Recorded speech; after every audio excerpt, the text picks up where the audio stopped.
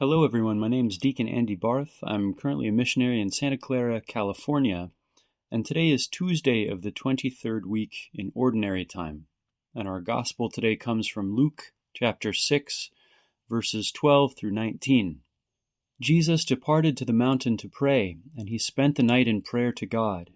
When day came, he called his disciples to himself, and from them he chose 12, whom he also named apostles: Simon, whom he named Peter, and his brother Andrew, James, John, Philip, Bartholomew, Matthew, Thomas, James the son of Alphaeus, Simon who was called a Zealot, and Judas the son of James, and Judas Iscariot, who became a traitor.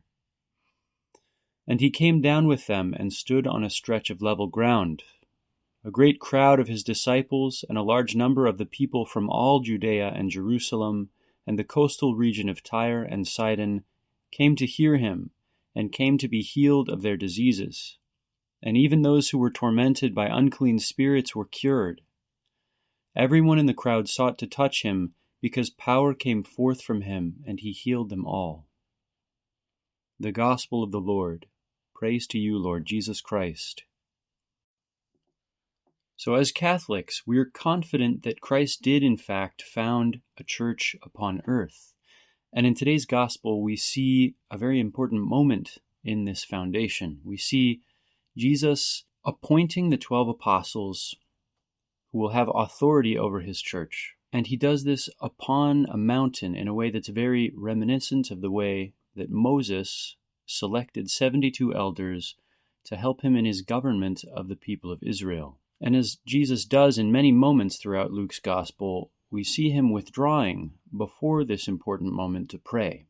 We can ask, what did Jesus pray for in this particular time?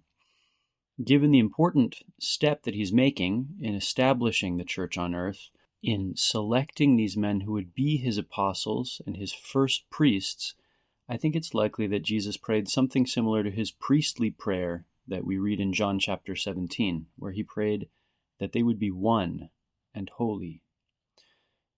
We read that Jesus asks the Father in John chapter 17, "Holy Father, keep them in thy name, which thou hast given me, that they may be one, even as we are one." And a few sentences later, not just speaking of the apostles, but all of us, he says, "I do not pray for these only, but also for those who will believe in me through their word, that they will all be one."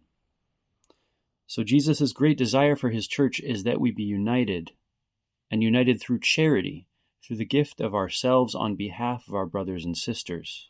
And in contrast to this, many times today we'll meet individuals who try to be Christian alone, without going to church or associating themselves with any particular church.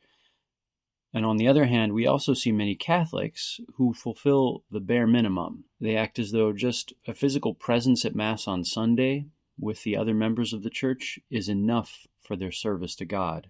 And the result of both these mindsets is stagnation, because the primary place where we're actually able to meet and love Jesus and receive his grace is in our neighbor.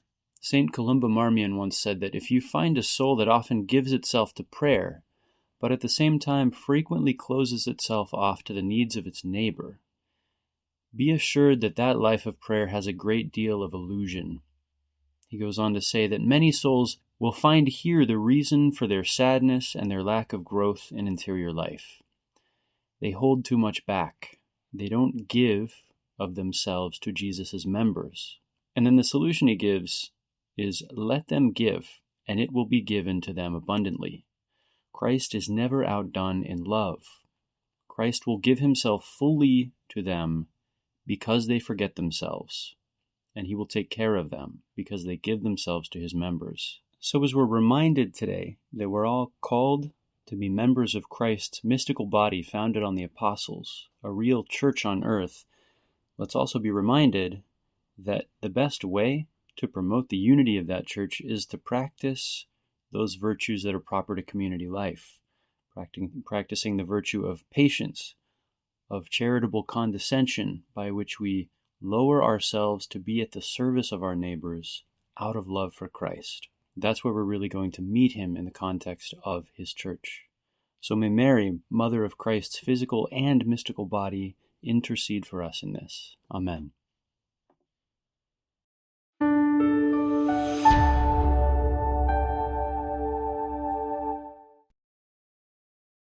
If you found this video fruitful, please feel free to share it with a friend or family member. Or if you would like to learn more about our missionary priests throughout the world and how to support them, please visit iveamerica.org. Thank you for watching, and God bless.